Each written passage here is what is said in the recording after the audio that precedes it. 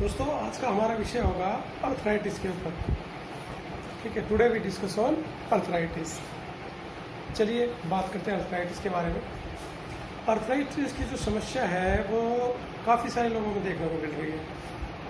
एक वेबसाइट के अनुसार तो भारत में लगभग आधे से 180 बिलियन से ज़्यादा दुनिया गठिया से परेशान है।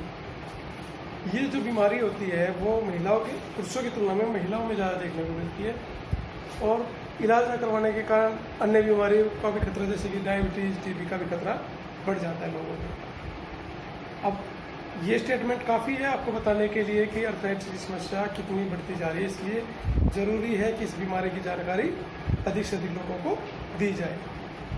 ठीक है, ताकि हम लोग जो है अपने स्वास्थ्य के प्रति सचेत रह सकें। यदि कभी इनमें से किसी को बीमारी हो जाए तो उसका आप बेहतर इलाज करा सकें। यदि आप भी अर्थराइटिस की जानकारी का प्राप्त करना चाहते हैं तो आपको हमारे पेज से जुड़े रहिए। इसमें हम आपको उसकी संपूर्ण जानकारी देने की कोशिश करेंगे। सबसे पहले जान लेते हैं अर्थराइटिस होता क्या है। अर्थराइटिस जो होती है आपको, जिसमें हम भाषा में आप उसको गठिया के नाम से जानते हैं, इस बीमारी में क्या होता है कि व्यक्ति के जो जोड़ है इनमें सूजन आ जाती है। इससे जो व्यक्ति को चलने में काफ़ी तकलीफ होती है, उसे ऐसे में दर्द से गुजरना पड़ता है। लेकिन इसके बावजूद भी राहत की बात यह है कि अगर समय रहते अगर हम इसका इलाज करें तो व्यक्ति जो है इससे निजात पा सकता है। अच्छा, अर्थराइटिस में ज़्यादातर लोग अनजान होते हैं क्योंकि अर्थराइटिस जो होती है कई प्रकार के होते हैं। जब लोगों को गठिया की बीमारी समझ नहीं पाते कि कौन सा अर्थराइटिस है। अब जानते हैं अर्थराइटिस के प्रकारों के बारे में। अर्थराइटिस के बारे में आपको बता दें, अर्थराइटिस के होते हैं दो प्रकार। एक होता है ऑस्टियोआर्थराइटिस। यह अर्थराइटिस का प्रमुख लक्षण है कि इसमें जो व्यक्ति के जोड़ों के कार्ट्रेज जो है यहाँ पर उन पर पड़ता है। ठीक है, अब जान लेते हैं पहले ऑस्टियोआर्थराइटिस के बारे में। ऑर्थराइटिस में क्या होता है, इस स्थिति में जो कार्ट्रेज या तो टूट जाते हैं या यहाँ से ये घिस जाते हैं, जिससे व्यक्ति को चलने फिरने में, मूवमेंट करने में दिक्कत महसूस होती है। दूसरा होता है रूमेटॉइड अर्थराइटिस। ये भी एक प्रकार का है। इसमें वे लोग होते हैं जिनकी जो एज होती है जो 40 प्लस, यानी 40 से 50 के अराउंड समथिंग होती है। ठीक है जी। अब रूमेटॉइड अर्थराइटिस के बारे में जान लेते हैं। इसमें जो होती है हमारी जो आती है व्यक्ति की रोग प्रतिरोधक क्षमता कमज़ोर हो जाती है, जिसकी वजह से जोड़ों में आपको बहुत ज़्यादा पेन महसूस होता है। इसकी स्थिति में जो है आपके जो है हाथ और ये जो हाथ पैरों में सूजन हो सकती है, जिसके कारण व्यक्ति को दवाइयों का, सिकाई का सहारा लेना पड़ता है। अब जानते हैं अर्थराइटिस के हम लक्षण के बारे में। ठीक है, यानी किसी भी तरह की बीमारी अन्य बीमारी की तरह अर्थराइटिस में कुछ लक्षण होते हैं। इसकी शुरुआत में आपको कुछ संकेत दिखाई देंगे। यदि किसी व्यक्ति में 5 लक्षण नजर आए तो मेरा मानना है कि उनको डॉक्टर से अपने स्वास्थ्य की जांच करा लेनी चाहिए। सबसे पहले जोड़ों में दर्द, यानी जोड़। इसका प्रथम लक्षण है कि जिस व्यक्ति को जोड़ों में दर्द होता है, ठीक है, हालांकि समस्या के इलाज घुटनों की मालिश करके या एक्सरसाइज करके आप ठीक हो सकते हैं, लेकिन यदि लंबे समय तक ये लाइलाज रहा, लंबे समय तक अगर आपको तकलीफ होती है तो ये व्यक्ति के लिए नुकसानदायक हो सकता है। पहला लक्षण जोड़ों में दर्द होना। सेकंड, जोड़ों में अकड़न, यानी आपके जो है जॉइंट्स जो हैं, हाथों पैरों के जॉइंट्स अकड़ते हैं तो भी इसका अक्सर देखा जाता है कि व्यक्ति के जोड़ों में अकड़न होती है, उनको भी अर्थराइटिस की प्रॉब्लम हो सकती है।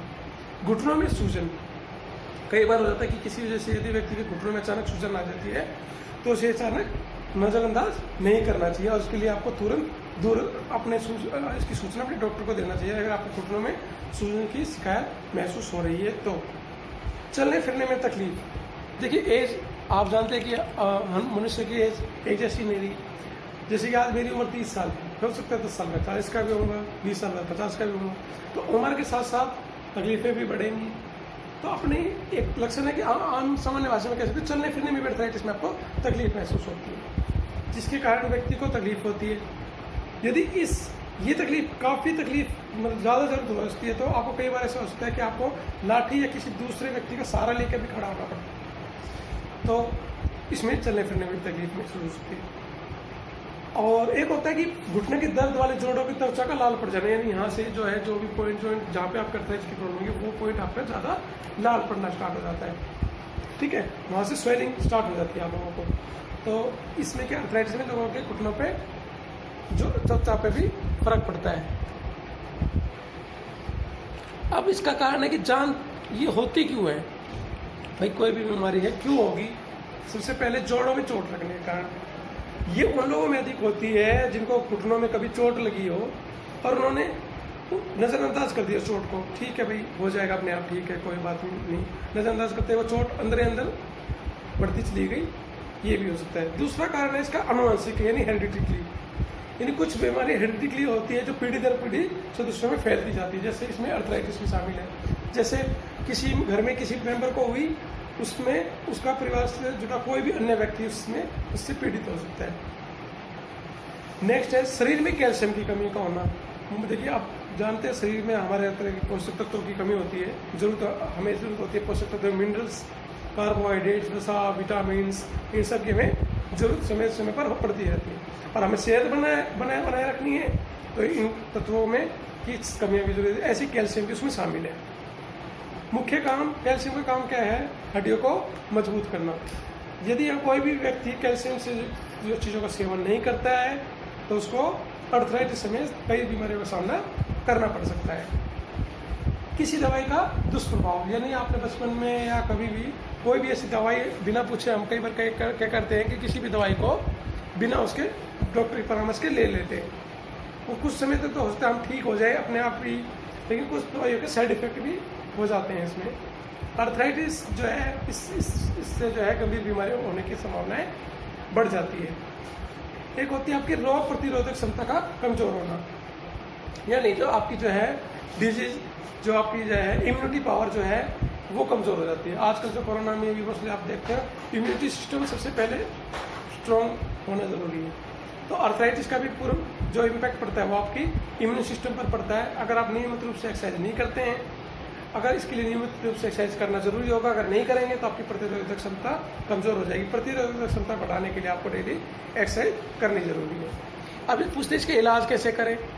वैसे तो इसका इलाज आमतौर पर लाइलाज माना जाता है, लेकिन अगर आप सही तरीके से करें नहीं कर पाए तो इसके लिए हम कर सकते जीवन में 5 बातें ध्यान दे सकते हैं जिन पर आप इसको काबू में ले सकते हैं। जैसे कि दवाई लेना, सबसे आसान तरीका कि कुछ व्यक्ति जिनको कुछ दवाइयाँ दी जाती हैं अर्थराइटिस को कम करने के लिए, इसके साथ उसे बढ़ने में भी ये सहायक साबित होती है, यानी आप दवाई लेकर भी कुछ हद तक इस पर काबू लिया जा सकता है। लेकिन मेरा मानना है कि एक्सरसाइज बेटर है उस चीज़ के लिए, exercise is more better than medicine.